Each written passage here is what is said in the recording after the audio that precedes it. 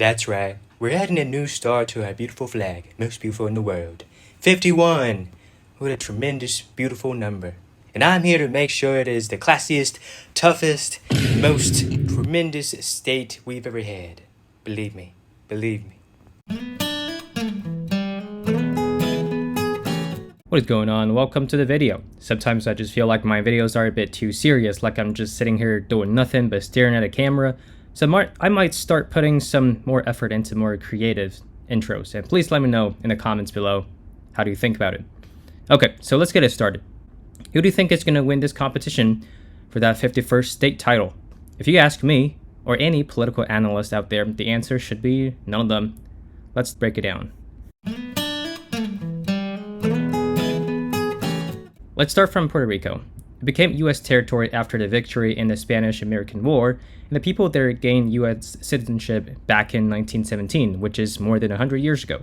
However, although there has been very strong public opinion among Puerto Ricans to join the U.S. as a state, the U.S. government never fully supported the idea for many decades.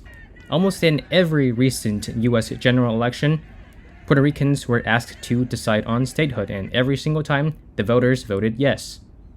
So why don't the rest of Americans want to admit Puerto Rico as a state? There are many reasons for that, and there are plenty of videos on YouTube out there that you can watch that explain just that. So I'm not going to do too much research here, but I will say a personal anecdote though, which was that I was in Tampa, Florida for the Turning Point USA Student Action Summit this July. Man, it was just a blast. And I briefly talked to this guy from Puerto Rico. I asked him that from my understanding, the current governor of Puerto Rico is a Republican, is that right? And he was like, yeah, but not really. People over there aren't really going to vote very conservatively. So that was interesting. And given that there are literally twice the population of Puerto Ricans who live in continental US versus literally on the island itself, mostly in states like New York and Florida, that's where the Puerto Ricans immigrants live.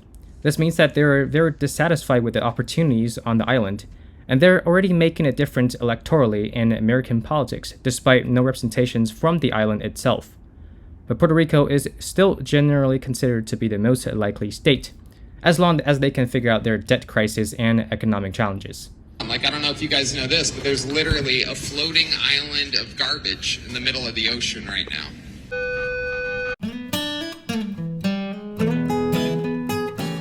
Let's move on to Washington, D.C. Statehood for D.C. has been a Democratic Party's talking point for many years.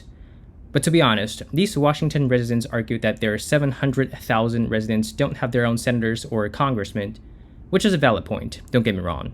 And when the Founding Fathers decided to create this new capital along the Potomac River some 200 years ago, they weren't expecting the federal government to expand to nowadays enormous size, as well as the number of residents that the city would house.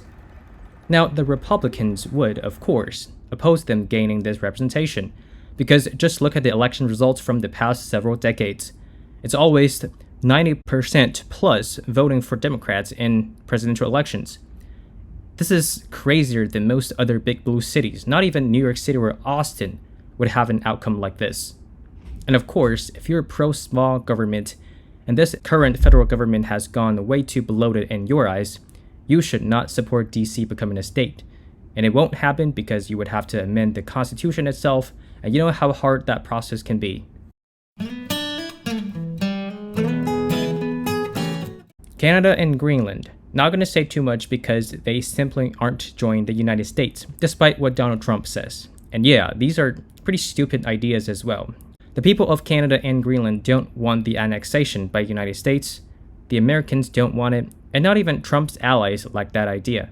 Unless you just genuinely enjoy Trump's many political stunts, which do make politics more entertaining. Because yeah, I do agree with that part. I'll say one more thing about Canada though. It is indeed a lot more politically left-wing than the US, considering even the Canadian Conservative Party and its leaders take stances of, for example, free healthcare, and they're also pro-abortion rights. Canada has a lot of South Asian immigrants, and they're being accused of not respecting the Canadian local culture after flocking in large numbers, just because of how easy it is to move and get a job there. Do not come. Do not come. Remember that there was even a diplomatic feud between India and Canada back in 2023 because there were allegedly Indian operatives in Canada who murdered a regional activist slash rebellion leader, whatever they call it, because I don't know. Like, international relations is really not within my expertise, and I'm just someone who hates to pick sides on diplomatic conflicts in general. Of course, I want everyone to do their best in society and do what's right for the collective good. But every country's government will always do what benefits them the most, and you can't do much to change that. That's just human nature. Now, on the other hand, the people of Alberta and Saskatchewan are quite conservative even by American standards. Sure, they've always despised Trudeau and are definitely mad that the Liberal Party now has a few more years in power. You've probably heard some of them wanting to join the US because they're basically culturally like Montana and North Dakota. But it's just quite unlikely that the Canadian government would allow them to do anything. Okay? It just won't happen. Eastern Oregon doesn't get to join Idaho, rural Illinois doesn't get to kick out Chicago, the big blue city, etc., etc. Anyways, I hope you enjoyed this relatively short episode, as well as a little clip in the beginning. Make sure you like and subscribe, and I will see you next time.